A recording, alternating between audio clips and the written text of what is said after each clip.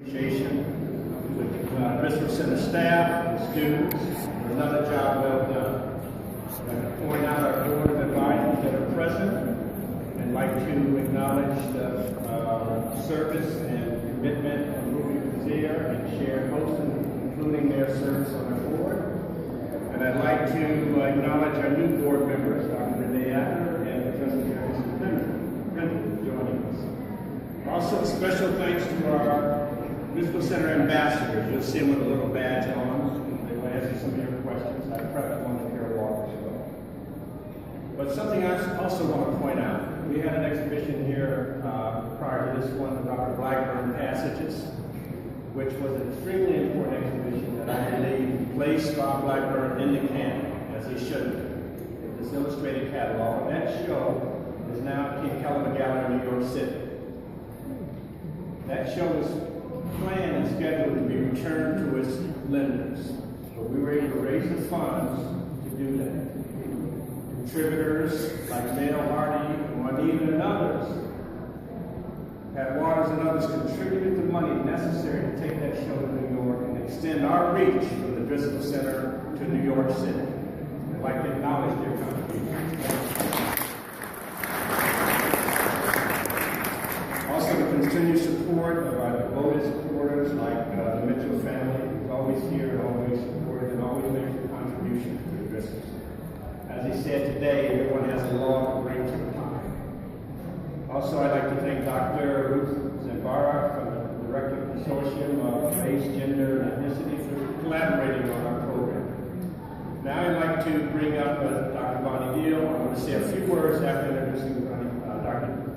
Deal about the exhibition to give you some context from my perspective. But first, let me bring up Dr. Deal to greet you.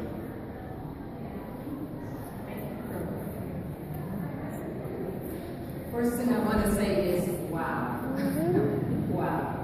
I want to welcome you on behalf of the College of Arts and Humanities, and I want to thank you for coming out this evening. It's really gratifying to see such a large crowd here. And for those of you who are regulars and come regularly, I want to thank you for your persistent and faithful support on what we're doing here.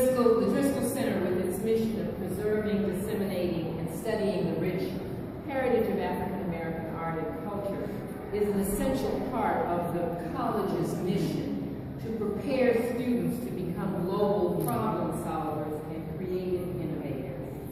One of the ways we do that is that the Driskell Center helps us achieve this by exposing students and our entire community to the many ways African Americans tell our stories through visual media, material culture, and archival ephemera. So this is the first week of African American History Month, and it's appropriate that we are here and can honor Carter G. Woodson's legacy about the need for and importance of African American history.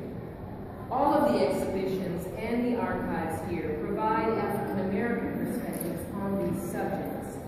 The exhibit that we are surrounded by tonight does this in a manner that is both bold and challenging, that is as bold and challenging as it is creative and path-breaking. Carol Walker makes us cringe and laugh at the same time.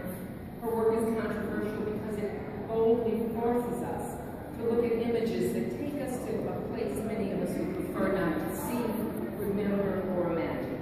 But I'm not the art historian. I'm not commenting on the work. Others would do that much better.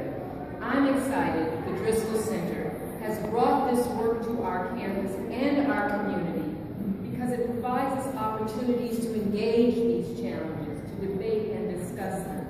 You can't prepare people to become global problem solvers and creative innovators without these kinds of discussions. Carter G. Woodson knew that well, and that is why we remember him as we celebrate the opening of this exhibition tonight. I want to thank Holton, Dorit, somewhere probably running around doing this, and the staff at the Driskell Center, as well as our historical romance of the Civil War as it occurred between the dusty thighs of a young negress and her heart. This unusual cut paper silhouette mural depicted highly sexualized sexualized images of the South and slavery instantly caught the attention of the art world. At the age of 27, she became the second youngest recipient of the coveted John D. and Catherine T. MacArthur Foundation Genius Award. Walker currently lives in New York City, where she has been a professor of visual arts at the MFA program at Columbia University since 2001. She is frequently identified as one of the most important Black artists working today. Her artistic influences include Andy Warhol and his omnivorous eye and moral distance, and Robert Colescott, who inserted cartoonist Dixie sharecroppers into his version of Vincent van Gogh's Dutch peasant cottages. Walker has become known for her panoramic friezes of cut-maker silhouettes, usually black figures against a white wall, which present her take on the history of American slavery and racism through violent, unsettling imagery. Her nightmares, yet fantastical images incorporate a cinematic feel. Some of her images could be considered grotesque, graphically depicting violence, rape, and degradation of blacks in the South.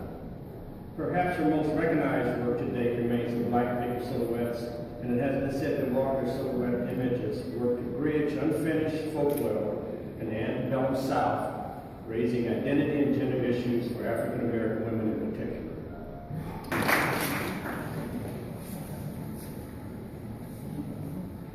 Good evening and welcome again to the Driskell Center.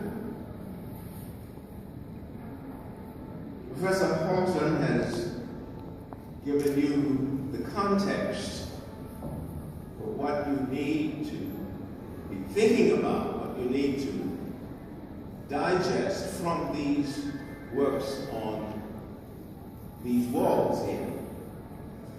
And I'm just here simply to give closing remarks and thank you for your patronage, your curiosity. There's a number of people who have said to me, I'm just curious to see what it's all about. Well, now you've seen what it's all about. And when one person said to me, why Carol Walker? And I said, why not? Anything that will move the dialogue of interaction, cultural interaction, in the sense that it gets us started thinking about our history, about our nation as a whole. That is something that is a part of the educational experience that we should all have and participate in. So we are delighted that Carl Walker's exhibition is here. And on a personal note, being a Southerner, we had certain expressions we would say down south. Now, I have known Carl Walker since she was knee-high to a duck. Her father, an accomplished artist, spent a good bit of time in California, then came back to the South, to Georgia, and was chairman of the art department at Georgia State University in Atlanta for a number of years.